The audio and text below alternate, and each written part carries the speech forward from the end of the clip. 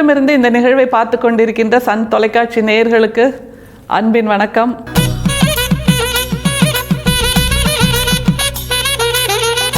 தமிழ் சித்தர் பாடல்கள் வரிசையில் வள்ளல் பெருமான் பாடல்களோடு பயணித்துக் கொண்டிருக்கிறோம். அவருடைய சிந்தனைகள், அவருடைய கவிதைகள், அவருடைய உரைநடைகள் நமக்கான வழிகாட்டியாக அமைந்து கொண்டிருக்கின்றன. பொதுவாக நம்ம குழந்தைகள்கிட்ட ஹோம்ஒர்க்கை சரியாக முடி அப்படின்னு சொன்னால், நீ இதை முடிச்சு வைக்கணும், நான் போயிட்டு வந்துடுறேன் அப்படின்னு சொல்லிட்டு வெளியில் போயிட்டு வரோன்னு வைங்க. திரும்பி வந்து பார்த்தா ஹோம்ஒர்க்கை முடிக்காமல் இருப்பாங்க. ஏன்பா முடிக்கலை அப்படின்னா, அதுக்கு 1000 காரணம் சொல்லுவாங்க தெரியுமா. மேலே காக்கா பறந்துச்சு, குருவி வந்துச்சு, நாய்க்குட்டி வந்துச்சு, மேகம் நகர்ந்துச்சு அப்படின்னெல்லாம்.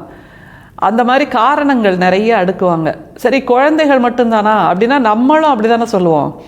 ஏதாவது ஒரு வேலையை பெரியவங்கள்ட்ட கொடுத்து இதை முடிச்சு வைங்க அப்படின்னு சொன்னால், முடிக்காமல் இருக்கிறதுக்கு என்னெல்லாம் காரணம் சொல்ல முடியும்?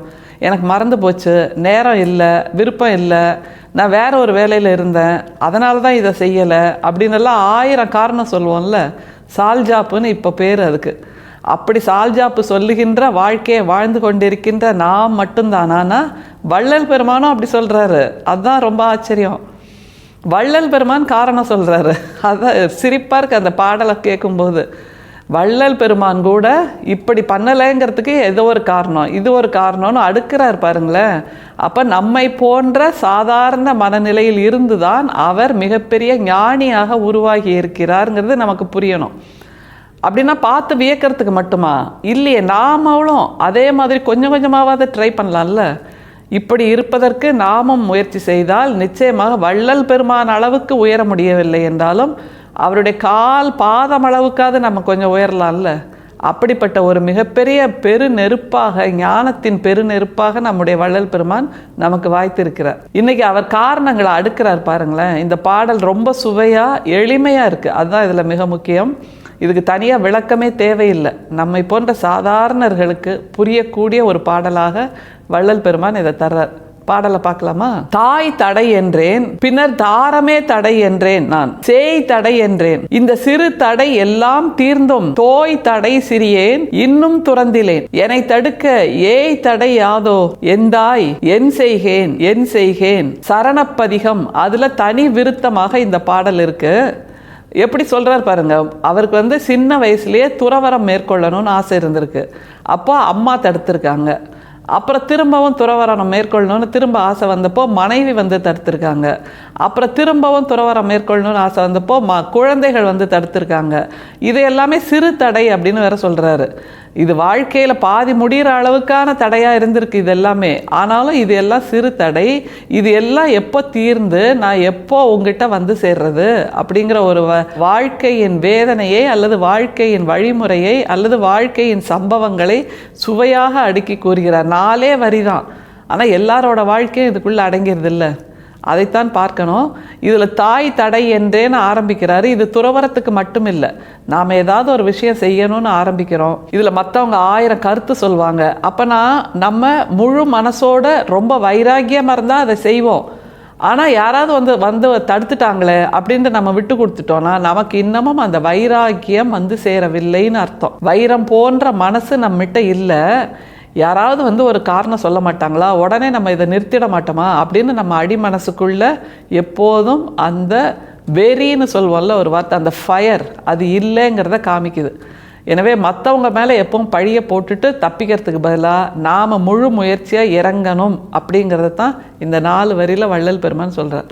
பாடலை பாருங்களேன். தாய் தடை என்றேன், பின்னர் தாரமே தடை என்றேன், நான் துறவரம் போகணும்னு நினைக்கிறேன், அம்மா போகக்கூடாதுன்னு சொல்லிட்டாங்க, திரும்பவும் துறவரம் போகணும்னு நினைக்கிறேன், ஒய்ஃப் போகக்கூடாதுன்னு சொல்லிட்டாங்க அப்படின்னு காரணங்களை மற்றவர் மீது சுமத்துகின்ற அந்த மனநிலை மனிதர்களுக்கு இயல்பானது அப்படிங்கிறத அந்த முதல் வரியிலே காட்டுறார்.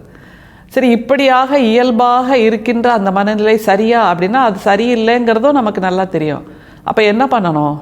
நாம் தான் மனதில் வைராக்கியத்தை உருவாக்கி கொள்ள வேண்டும். ஆனால் அப்படி உருவாக்காமல் இருக்கிறதுக்கு 2வது வரியில் திரும்ப ஒரு காரணத்தை சொல்றாரு. சேய் தடை என்றேன், இந்த சிறு தடை எல்லாம் தீர்ந்தும் தோய் தடை சிறியேன், இன்னும் துறந்திலேன். சரி, கொஞ்ச நாள் கழிச்சு பார்த்தா குழந்தைகள் வந்துட்டாங்க, அதனால துறவரம் வேண்டாம்னு சொல்லியாச்சு. சரி, தோய் தடை சிறியேன் அப்படிங்கிறார். அது என்ன வார்த்தை? தோய் தடைனா என்னது? சேய் தடைனா புரியுது, தாய் தடைனா புரியுது, தாரமை தடைனா புரியுது.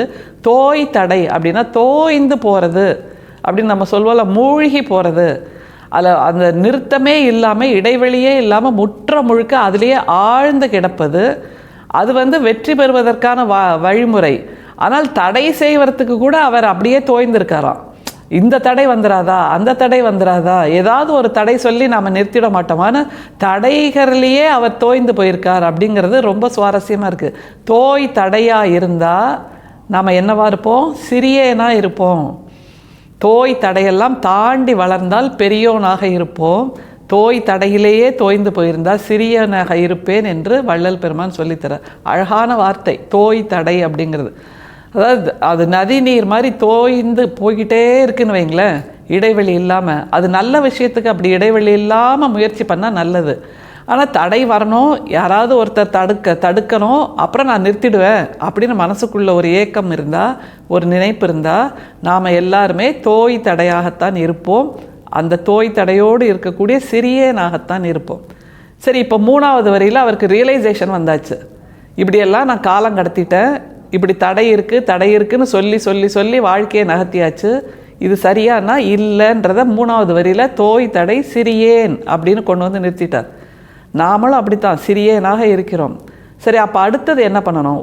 புரிதல் வந்தாச்சு, நமக்கு நாமே புரிஞ்சாச்சு, நாம் செய்கிறது தப்புன்னு தெரிஞ்சாச்சுன்னா அடுத்தது என்ன பண்ணணும்? அதுக்கு ஒரு வழி சொல்லணும்ல. நம்முடைய வள்ளல் பெருமான் சொல்கிறாரு பாருங்க, இன்னும் துறந்திலேன் என்னை தடுக்க ஏய் தடை யாதோ எந்தாய் என் செய்கேன் என் செய்கேன். இன்னும் துறந்திலேன் ஏய் தடை யாதோ அப்படின்னு ஒரு கேள்வியை கேட்குறார். இன்னும் நான் துறக்கலை, ஆனால் எனக்குள்ள வேற என்ன தடை இருக்குன்னா என்னுடைய சோம்பேறித்தனம், என்னுடைய விருப்பமின்மை அல்லது என்னுடைய வைராகியமின்மை, இதுதான் எனக்காக தடையாக இருக்கிறது என்று புரிந்து கொண்டிருக்கிறார். இந்த தடையை நான் எப்படி மீறி வருவேன் அப்படின்னு இப்போ தாய்கிட்ட கேட்குறார். முதல் வரியில் முதல் வார்த்தையாக தாய் தடை சொன்னாங்க. ஆனால் இப்போது அம்மாவும் தடையில்லை, மனைவியும் தடையில்லை, குழந்தைகளும் தடையில்லை, தனக்குத்தானே மனதுக்குள் ஒரு தடை போட்டுக்கொண்டு இருக்கேனே, என்ன செய்யறதுமா அப்படின்னு கேட்குறாங்கன்னா, இந்த தடையிலிருந்து எப்படி மீண்டு வருவது என்பதை வள்ளல் பெருமானே திகைத்து நிற்கிறார். நாமும் வாழ்க்கை முழுதும் திகைத்து நிற்கிறோம்.